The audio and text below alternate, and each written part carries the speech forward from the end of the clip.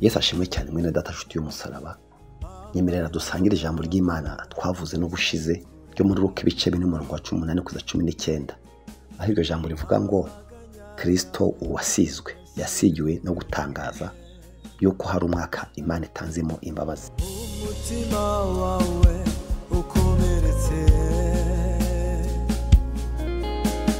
ibi uremereye byose ubinzanire.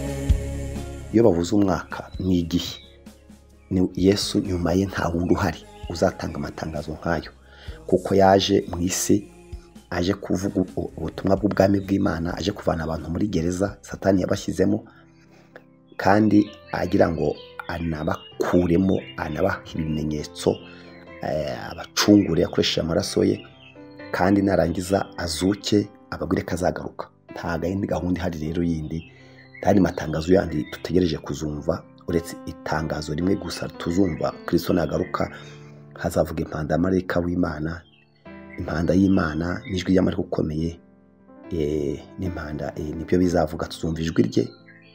Yesu ubwo azavuga impanda y'amarayika w'Imana n'ijwi ry'Imana, hanyuma iyo mpanda nivuga ijwi ry'amarayika ukomeye n'ijwi rya Yesu, nibyo bizabisigaye. Ni nka kwa kundi bita reveille. Reveille ni akantu bashyira ahantu uvuga mu kazi ko kubyutsa. Abasinziriye muri Kristo Yesu nibo bazazuka mbere, abakiriho abahinduri. Abo rero bazazuka ni abari baravuye muri iyi gereza twasomye hano. Yesu yavuze ngo ni umwaka umwami akuye abantu muri gereza.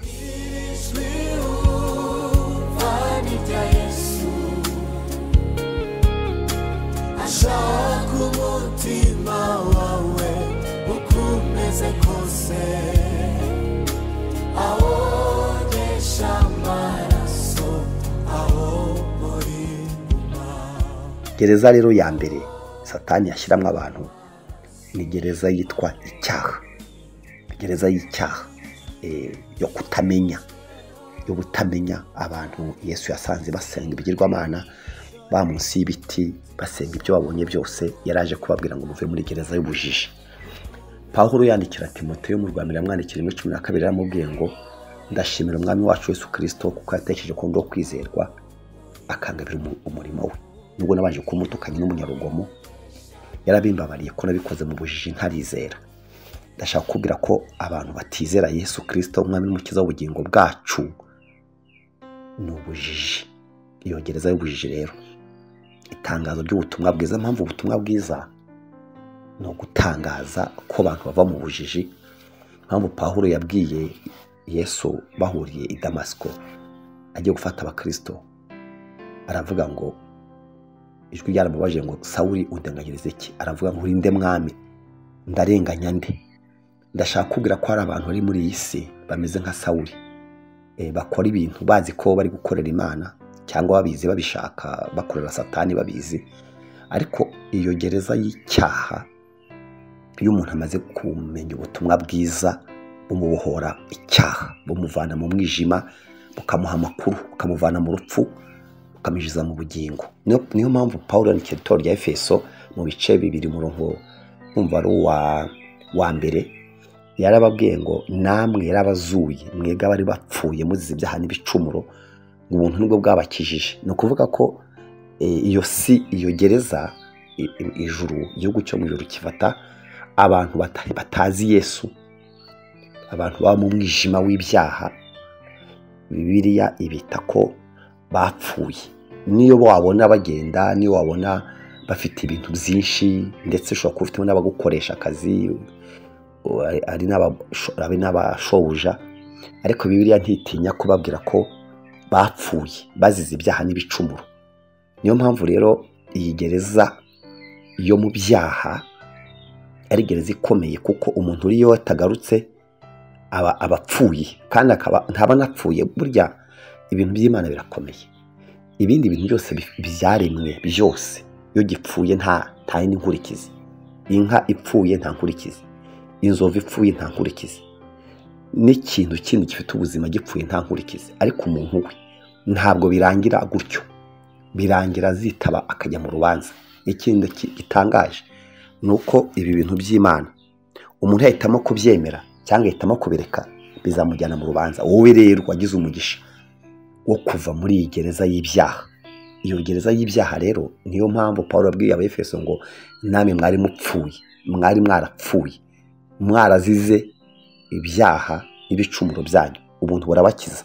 Ndashaka kukubwira ko ukwiye kujya usengera abantu, uranabafite benshi uzi, bene wanyu, inshuti zawe, mukorana n'abandi, ukajya ubavuga mu mazina kuko ni abantu bari mu rupfu, bari mu mwijima. Ariko itangazo rya Kristo Yesu ryaje rivuga ngo naje kumenyesha abagwaneza ubutumwa bwiza obisa abakene. Nyemerera uyu mwaka twinjiyemo mushya, usigaje iminsi mike uyu turimo ngo urangire, habura iminsi mikeya ngo ndutangire, ugire abantu wandika ku rupapuro, ubwire Imana ngo Mana, iri tangazo nabo rirabareba. Bashobora bararyumvise bakaryihorera, ariko wowe Imana yemera isengesho ryawe. Imana yemera kusenga kugira ngo abantu babe muri gereza, gusengera abatizera, gusengera abantu baguye se bari barageze mu ntu bw'Imana bakagwa bagasubira muri gereza bakisubizayo. Iyo umuntu yaguye avuye mu buntu bw'Imana aba yongeye gusubira mu bubata bw'icyaha, muri gereza, mu migozi ya Satani. Niyo mpamvu twe gusengera abantu baguye kugira ngo Imana ibabyutse. Urakoze cyane, Imana iguha umugisha ko ugiye gukora icyo Imana gushaka.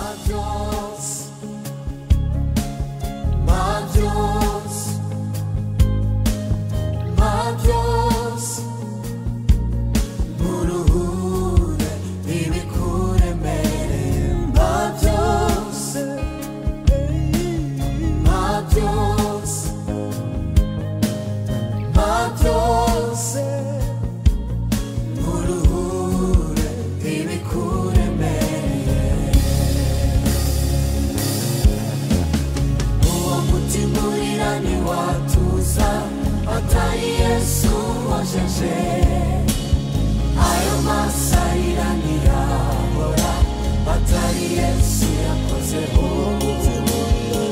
Umutimurira ntiwatuza atari Yesu washeje. Ayo masarira ntiyahora atari Yesu yakozeho.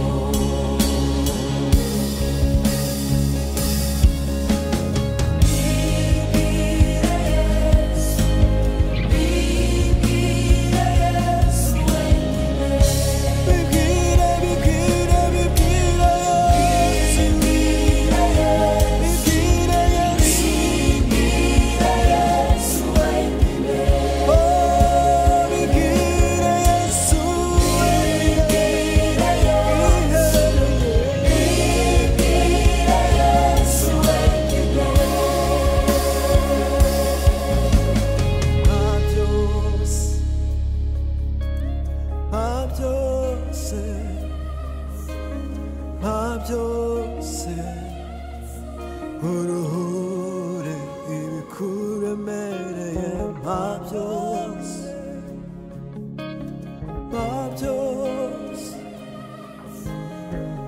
byose,